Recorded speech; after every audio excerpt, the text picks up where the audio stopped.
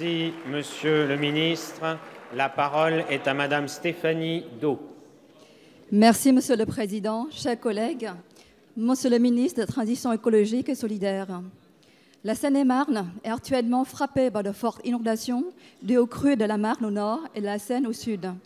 Hier, le département a été placé en vigilance orange. Aujourd'hui, le niveau de la Seine à Melun a dépassé celui de la crue historique de 2016. Il en va de même pour l'eau de la Marne.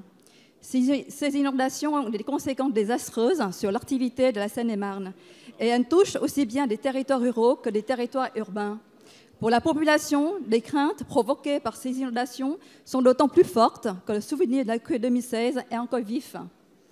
Ces inondations créent un blocage du département. Depuis 15 jours, ces crues ont entraîné de nombreuses fermetures de routes et des dégâts matériels importants pour les habitations et pour les entreprises, ce qui risque de freiner l'activité économique dans les zones sinistrées. Certains habitants devront être relogés, parfois les mêmes que ceux touchés en 2016. À la suite des inondations en 2016, un rapport sur les causes de la gravité des inondations avait été rendu.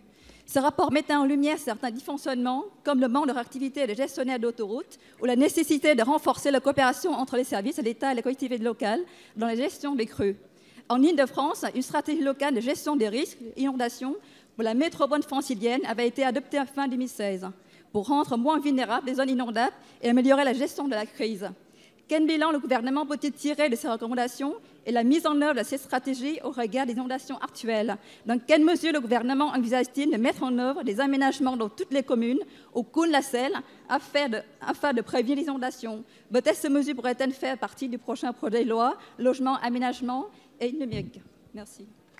Merci, Madame la députée. La parole est à Monsieur Nicolas Hulot, ministre d'État, ministre de la Transition écologique et solidaire. Merci, Monsieur le Président, Mesdames, Messieurs les députés, Madame la députée Do.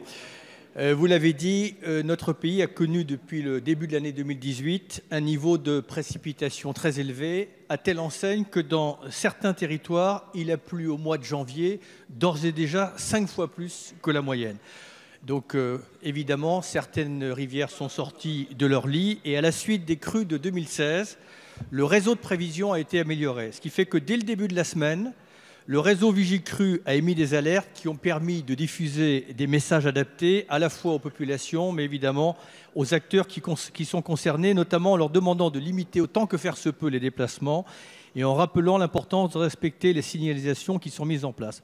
Le gouvernement a décidé de déclencher son plan crue de Seine dans sa phase 1 et à Paris, et des restrictions de circulation ont été mises en place par prévention.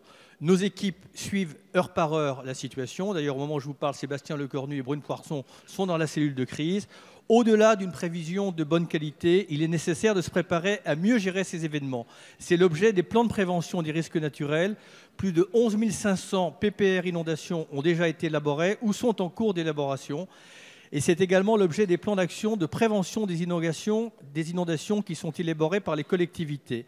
En 2016 et 2017, vous savez que l'État a augmenté de 50% ses financements pour accompagner les collectivités et anticiper sur l'entrée en vigueur depuis le 1er janvier 2018 de la compétence gestion de l'eau, des milieux aquatiques et prévention des inondations aux intercommunalités.